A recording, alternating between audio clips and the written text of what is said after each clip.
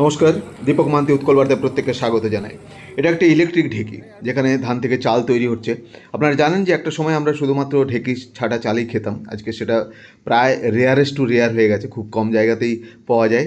ঢেকি প্রচণ্ড কষ্টদায়কও, ফলে এটা সম্ভব ছিল না মানুষের পক্ষে এটা আর কন্টিনিউ করা।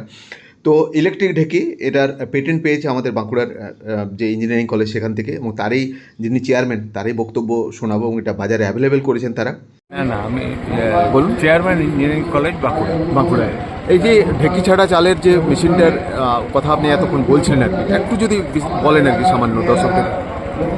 আমরা বাঁকুড়া উন্নয়নী ইনস্টিটিউট অফ ইঞ্জিনিয়ারিংয়ে ইঞ্জিনিয়ার তৈরি করি। আমাদের কাছে সব বিটেক পড়ে, এমটেক পড়ে।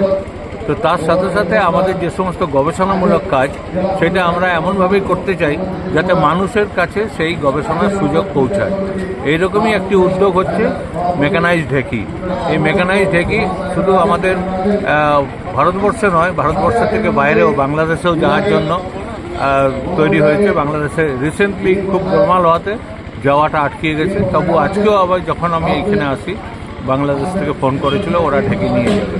এই ঢেকিটার সুবিধা কি, এখন তো ঢেকি পায়ে করে আর চালায় না। এই ঢেকিটার চাল খেতে ডাক্তার বলছে।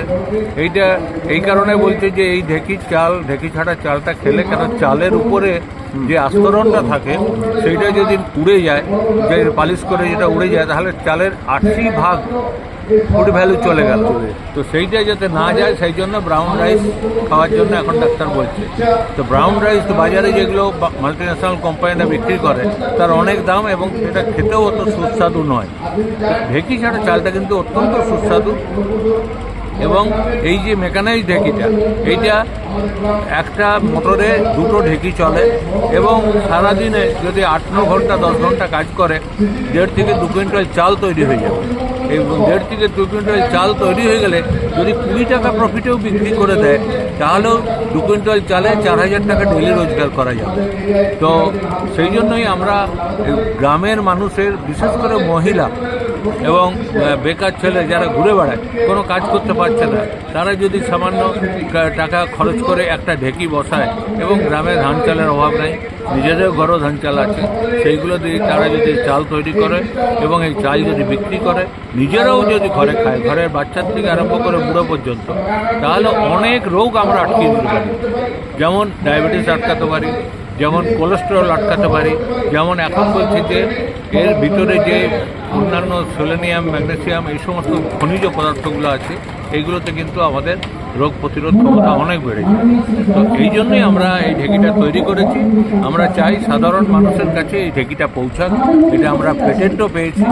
সেটার প্রাইস কীরকম পড়ছে বাজারে? এটার বাজারে এখন ডবল ঢেকি জিএসটি একটু কমার জন্য 1,09,000 টাকার মতন পড়ছে। মানে এগুলো পাওয়া যাবে কোথায়? মানে আপনারা আমাদের বাঁকুড়া ইঞ্জিনিয়ারিং কলেজের সঙ্গে যোগাযোগ করলেই পাওয়া যাবে। আচ্ছা, আপনারা ইঞ্জিনিয়ারিং কলেজ থেকে এটা এখনো মানে বাইরে আউটলেট কিছু হয়নি? এইটার আউটলেট এখনও কিছু করতে পারেনি। আমরা একটা হাওড়ার একটা ফার্মকে বলেছি, ওদেরকে আমাদের টেকনোলজি দিয়েছি, ওরা এটা তৈরি করছে, করে আমাদেরকে দিচ্ছে। মানে আমরা শুধু এখনই কোনো লোকের হাতে ছেড়ে দিইনি, কেননা এর যে টেকনোলজি, এটা যদি বেশি লাভের জন্য ইঞ্জিনিয়ারিং কোম্পানিগুলো তৈরি করে, তাহলে সাধারণ মানুষের হাতে পৌঁছাবে না। ওরা তখন এইটা হয়তো 1 লাখ টাকার জিনিসটা 5 লাখ টাকায় বিক্রি করে। সেই জন্য এই জায়গায় আমরাই তৈরি করে দিচ্ছি।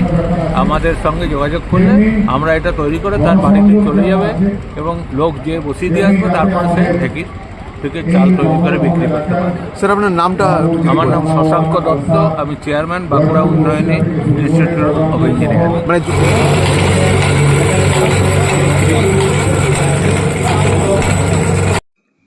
ব্যবসায়িক পারপাসে মানুষ ব্যবহার করতে পারেন এটা।